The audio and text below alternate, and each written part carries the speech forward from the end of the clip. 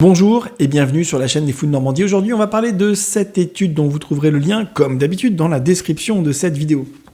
Je vous regarde un peu de travers aujourd'hui parce que je voudrais être sûr que vous allez bien comprendre ce que je vais vous dire. D'accord ? Aujourd'hui, on va parler du CBD, du cannabidiol. Cannabidiol, cannabis... Ah tiens, il va nous parler du cannabis. Non !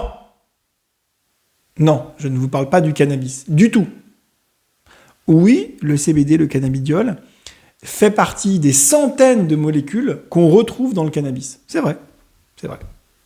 Mais là, aujourd'hui, on ne va pas du tout parler du cannabis. Parce que dans le cannabis, il y a du THC. Le THC, c'est la drogue principale qu'il y a dans le cannabis.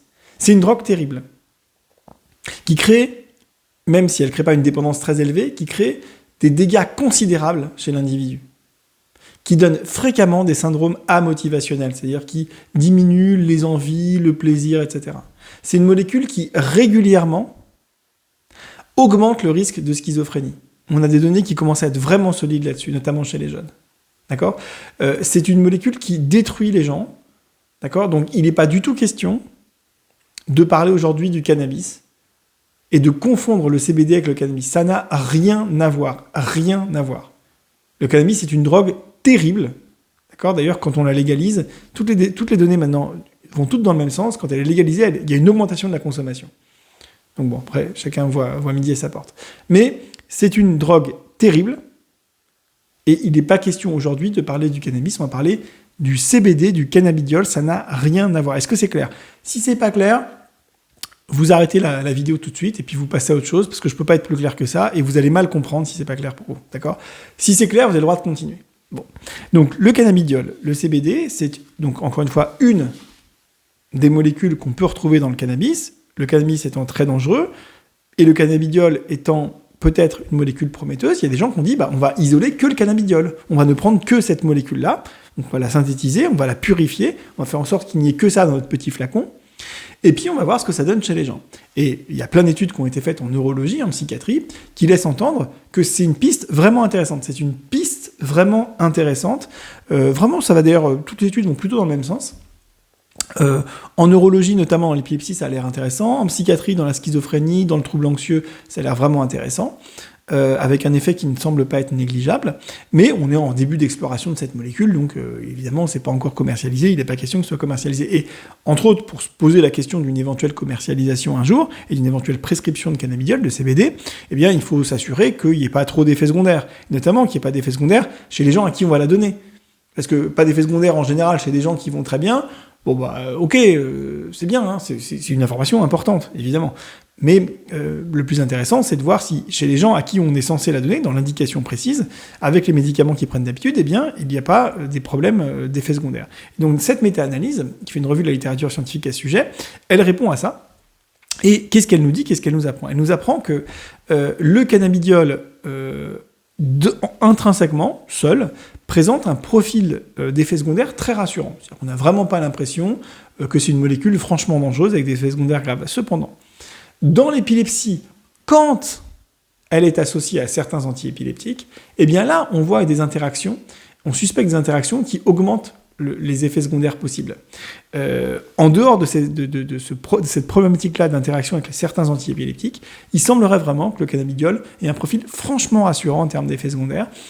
Un des éléments qui peut être parfois plus fréquent, c'est les diarrhées. Bon, j'allais dire c'est chiant, mais ça aurait été une mauvaise blague et j'allais le dire sans faire la blague, mais voilà, c'est embêtant, c'est problématique. On peut tous en survivre, et j'allais dire que les gens chez qui ça arrive et chez qui ça serait problématique, eh bien, au bout d'un moment, ils arrêtent la molécule et puis c'est tout. Parce que c'est pas parce qu'une molécule a des effets secondaires chez certains qu'il faut l'interdire chez tout le monde. Ça aussi, surtout en ce moment, là, on entend des trucs incroyables. C'est pas parce qu'il y a des effets secondaires possibles chez certains qu'il faut l'interdire chez tout le monde. C'est absurde. On est capable en médecine de faire la différence entre chaque patient. La médecine, c'est prescrire à un patient donné. C'est pas je balance ça à tout le monde, c'est pas comme ça que ça se passe, d'accord ? Donc oui, les molécules ont des effets secondaires parfois des interactions médicamenteuses, mais enfin le docteur il est capable de le savoir, surtout si on lui apprend, et donc il est capable d'ajuster sa prescription au patient qu'il a en face de lui, d'accord ? Donc par exemple, pour cet exemple précis, si j'ai face de moi un patient épileptique sous certains antiépileptiques, eh bien je sais que le cannabidiol pourra augmenter éventuellement les effets secondaires. Donc si je considère que ça vaut le coup d'essayer, je vais le prévenir en disant attention, etc. Si vous êtes OK, on essaye, mais attention. Et si je pense que c'est vraiment trop risqué, je lui prescris pas, d'accord ? Et si je lui ai prescrit et que ça se passe bien, tant mieux. Si je lui ai prescrit et qu'effectivement les effets secondaires anticipés arrivent, eh bien dans ce cas-là, on arrête le traitement, d'accord ? Tout ça, c'est une histoire de rapport bénéfice-risque pour un individu donné, pas en général, d'accord ? Les gens qui veulent interdire certains médicaments sous prétexte qu'il y a 1% de la population qui réagit très mal avec, eh bien sachez que si on peut prévoir qui est cet 1%, il n'y a aucune raison d'interdire le traitement. Évidemment, si il y a 1% des gens qui meurent avec un traitement et qu'on est incapable de le prédire, il ne faut pas le prescrire, ce traitement-là. On va pas jouer à la roulotte. Enfin, sauf si la maladie pour laquelle on le prescrit tue 99% des gens. OK, si le traitement marche et qu'il tue que 1% des gens, même au hasard, on peut se dire que ça vaut le coup. En tout cas, c'est le patient qui décidera si ça vaut le coup. C'est le patient qui décidera si ça vaut le coup, en accord avec le médecin. Si par contre, c'est une maladie pas grave et que ça tue 1% des gens et qu'on est incapable d'anticiper le problème, là, évidemment, aucun médicament sera autorisé dans cette indication-là. Si par contre, ça tue 1% des gens, mais on sait exactement qui, et on peut savoir si le patient en question va être concerné, pourquoi interdire ce type de molécule ? Voilà. Les effets secondaires, il faut vraiment comprendre que c'est pas 100% des patients qui les ont. C'est important de comprendre ça. Bon, là, en l'occurrence, ça pose pas trop de soucis parce que l'effet secondaire principal et même unique, vraiment qui ressort significativement, c'est la diarrhée. C'est quelque chose dont on ne meurt pas dans la minute, rarement en tout cas. Et donc, si les gens ont une diarrhée un peu trop longtemps, ils arrêtent le traitement et puis c'est tout. D'accord ? C'est pas plus compliqué que ça. Et puis, pour les personnes avec des antiépileptiques, eh bien, il faut faire attention. Il faut les prévenir, il faut les informer. Il faut discuter avec eux, avec un échange avec le patient du rapport bénéfice-risque. Et puis, on surveille. Voilà, c'est tout. Bon. Voilà, écoutez, j'espère que ça vous aura intéressé.